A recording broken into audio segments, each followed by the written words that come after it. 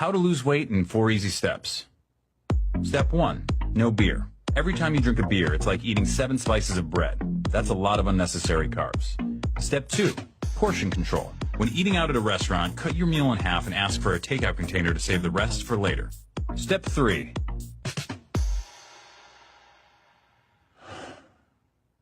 have your heart broken.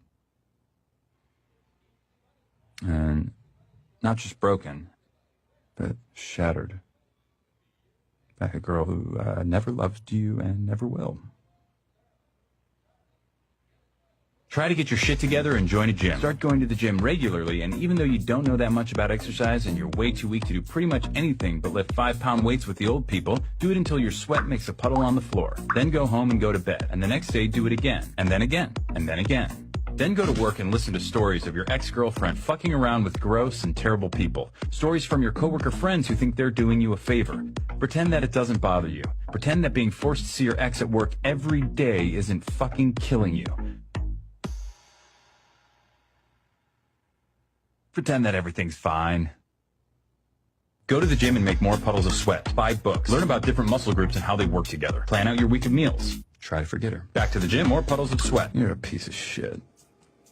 You are a piece of shit. You are a piece of shit. After the gym one night, go all the way up to the top of the parking garage and walk all the way to the back. Look out at the lights of the skyscrapers of downtown and think about how every single one of those office lights represents a person. Try to imagine how they feel, what they're doing. Then realize that most of those lights are probably shining into offices with no one in them. Realize you're alone, that you're staring at no one. Become cripplingly depressed and try to locate your car. Go to sleep, go back to work, go to the gym, sweat, freak the fuck out on your ex, the next day apologize. One day she wears the necklace you bought her and tells you that she got it from someone really special. That night you discover that Slayer's Angel of Death might be the perfect song to do squats to. Start to make friends at the gym. You used to look down on bro nods and fist bumps, but since that's how gym rats communicate, that's become the language you speak most often. Max and you spot each other on Wednesdays, Vinny and you spot each other on Fridays. It's important not to forget that you're a piece of shit. Work, gym, food, sleep, over and over. More fist bumps, more sweat puddles. Your body changes slowly, then all at once. You hit your goal weight, pick a new one, then hit it again. You go out and buy new clothes. You receive wave after wave of compliments. Your ex tells you that she's seeing someone else. Fucking bullshit. That night you go to the gym. You run farther and lift more than you thought your body was capable of. You go home and eat a single chicken breast and steamed vegetables. You go to sleep. You dream of a bottomless black puddle. No. No. No. There's a girl you see a lot at the gym who always does these weird leg exercises you've never seen before. You make it a point not to look at her because you're overly worried about looking creepy. Like that guy in the blue shirt who never wears underwear and always hangs around the lat pull-down machine. But you notice this girl is always at the gym when you are and seems to always choose the bench next to you. You turn up the Slayer and concentrate on making your puddles bigger. At work, your ex parades her new boyfriend around, flatly ignoring you the entire time. He's taller than you, in better shape than you, and significantly better looking than you.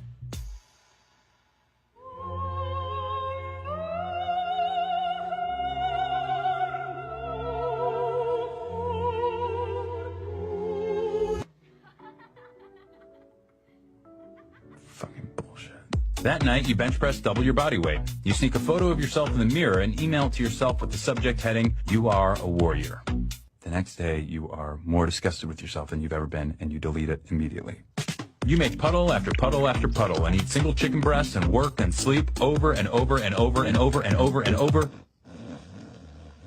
And then something different happens.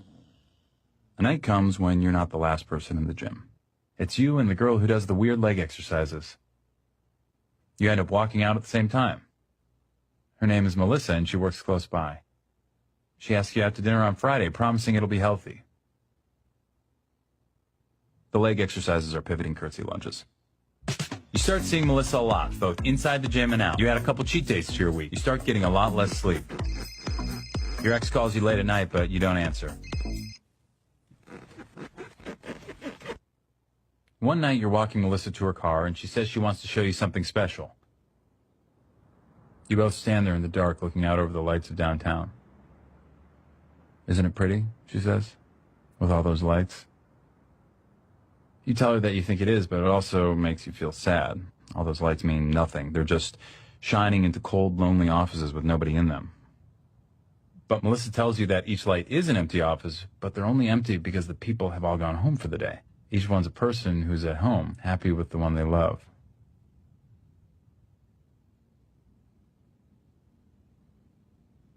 You look at her in the lights, and she smiles. Something in your chest expands.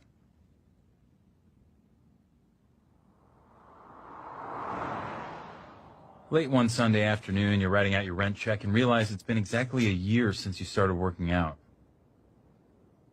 You think of all those miles you've run, those pounds you've lifted, and chicken you've eaten, and puddles you've made, and it doesn't seem that bad. You realize that it's not about hitting a goal weight or lifting weights. It's about waiting, being patient, and trusting that life will slowly inch along and things will get better. After all, change takes time. But time is all it takes. Step 4, no fruit juice. Too much sugar.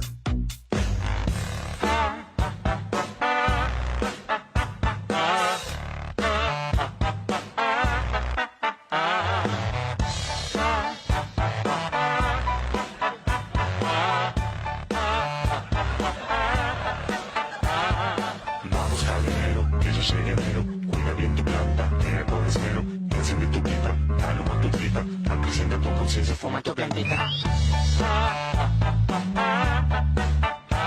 Por eso baila sin control de tu mente crítica, percibe la realidad como mágica.